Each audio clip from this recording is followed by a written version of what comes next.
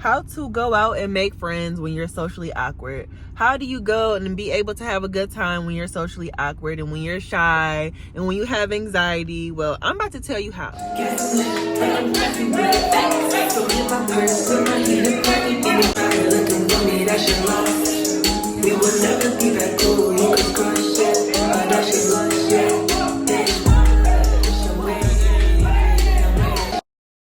So as somebody who is socially awkward, one thing I would say is stop with the overthinking. Stop with the sitting in your car for way too long, trying to prepare to go into a place. Like, you're just going to have to go and do it. And I know that may sound scary, but the more that you sit and that you're just like, okay, I have to go in here and then I have to deal with people and be friendly and da-da-da-da-da, like, that has to stop. Like, you just have to go in there and just go for it. I notice the more that I prepare myself to go in and interact with people, the more that I don't want to go in, and the more I'm in my head about it. Your pep talk should not look like, okay, I'm about to go in here with these people. Okay, and you're gonna be able to interact with these people, and you got this. Just talk, just da da da da. Like, no, your pep talk should be more like, I'm her. Like, I know how to speak well. I know how to work the room. I know how to be confident and talk.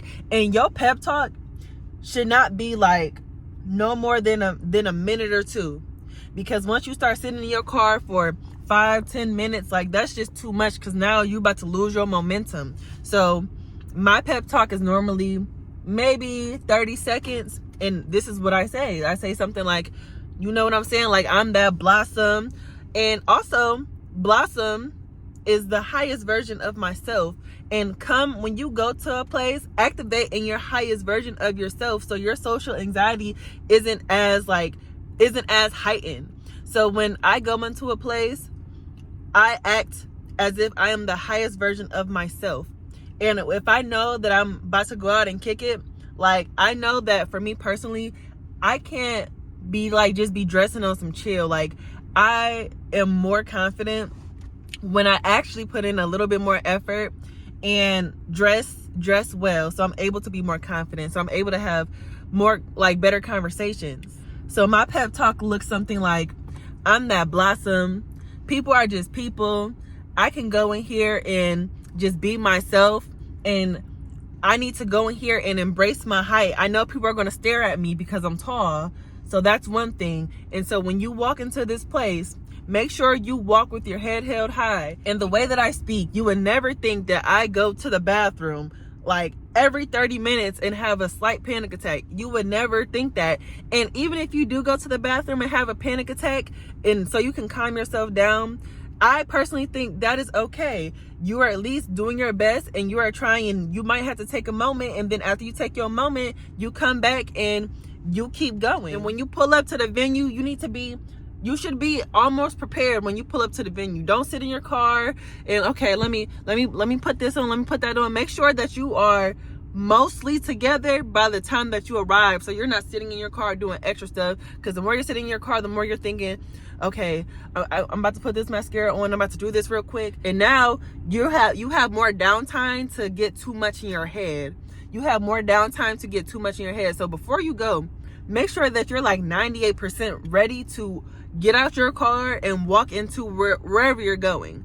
So make sure that you're 90% ready, that you are dressed to your highest version, so you can operate in the highest version of yourself. Being cute and comfortable is something essential when you have social anxiety and you're supposed to be going out kicking it, wanting to have a good time, because you don't want to wear something that's too tight or something that you don't feel beautiful in, because that's just not going to help your social anxiety at all. That's not going to help you want to be social. So when you are going out to a place, make sure that you're cute and you're comfortable. You're able to move around and not feel so tight or not feel, not beautiful. Also, another tip, when you have social anxiety and when you're trying to make friends, I would say consider speaking a little bit louder, just a tad bit louder. Because I know for me, when I was more soft-spoken, hey, yeah, my name is Blossom. Yeah. Like, it just shows more of your confidence to me when you just speak a little bit louder. Because people with social anxiety, I don't think that we realize how low that we be talking. Like, and I think the more that you speak with a more heightened tone, like, hey, yes, my name is Blossom, it's nice to meet you, versus, hi, yeah, my name is Blossom, it's nice to meet you. Like, speak with a little bit more of a higher tone. Put some oomph in your chest, you know what I'm saying? Like, put some, yeah, I'm here. Like, yeah, this is me. Instead of like, yeah, this is me. Like, yeah, this is me. Hello, my name is Blossom, it's nice to meet you. So as far as making friends when you have social anxiety, I think people get really tripped up with what to ask or what questions to ask instead of just allowing the conversation just to be. Like, we be getting too much in our heads of how to just have a normal surface level conversation. Like, don't be like the norm. If you are an in-depth person, get deep. And if they can't catch up with it, if they don't have the mental capacity to be on your level within your depth, that's okay. That's okay. You have those in-depth conversations because it just makes you stand out more. You can ask questions like, okay, so what are some of your hobbies? Ask people questions about their music taste. That's something that I bond off people really well because I am an artist and I love music. So I'd be like, what type of music do you listen to? Why you like this artist? Okay, what does this artist do for you? What is your favorite artist that you heard their song and they made you cry? What is your favorite artist where when you turn their song up, you turned up and you feeling good? You can ask what is their favorite food? What type of foods do you like? It's so many things you can ask. Do you like to hike? Do you like to be in nature? If so, what are your favorite hiking trails? What is your favorite thing to do? Who is somebody that inspires you? These are all good questions to ask. And if you are vibing with a person on a level and you want to be their friend, just a simple like, hey, you know, I rock with you. Hey, you know, I fuck with you. You know, we should hang out sometime. Just simple as that. Like, I don't think people know how to really, like, okay, I'm vibing with this person. We having a nice conversation. Like, I can see this person as a potential person that I might want in my life. And a lot of times we don't know how to go about kind of asking that or hinting that. So just being straightforward, like, yeah, you know, I fuck with you. I would like to, you know, hang out with you sometime. Another thing with people who have social anxiety, you have to realize when you're talking to somebody and then there's a slight silence, you don't have to be afraid or nervous about that slight silence or try to hurry up to fill it. Like, the thing with communication that I've learned is you don't have to fill every little space for the sake of having a conversation. Like, if there's a slight silence, let it be a slight silence. And then you can get back into your conversation. Like, too many people be rushing, like, okay, so you did this, okay, and what else, and what else, and what else? And then there's a slight silence and it gets awkward. It can get silent. That is just a moment for you to better gather your thoughts or for you to just be present in the moment. You don't have to do too much to fill the conversation gap. Another tip that I want people who have social anxiety to consider is having a comfort object or something that you wear. So when I was had social anxiety, I used to wear shades. So I had contacts, like, because, you know, I can't do it with my glasses, but I used to have shades on, and I used to wear my shades as a form of comfort so I don't be so socially awkward and socially, like, you know, scared. So I would wear shades. So if I'm talking to somebody, you know, I got my shades on and I didn't have to look them directly in the eye when I was talking to them. So that had helped me a lot before, like, I started really trying to, like, get better with having eye contact with people.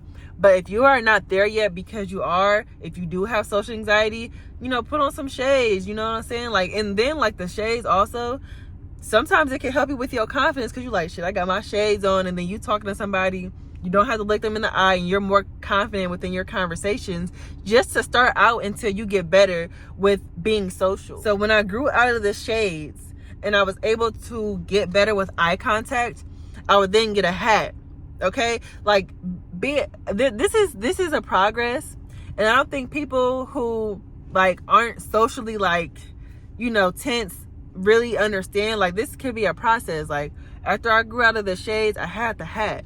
And then after I grew out of the hat, then I think I would wear, like, a scarf or something, and just things like that to help me better evolve my communication skills and my confidence when it comes to communicating with people. So if you need shades because you're not good with eye contact right now, if you need your sunglasses because you don't want to look anybody in the eye right now while you're having a conversation just yet, that is okay.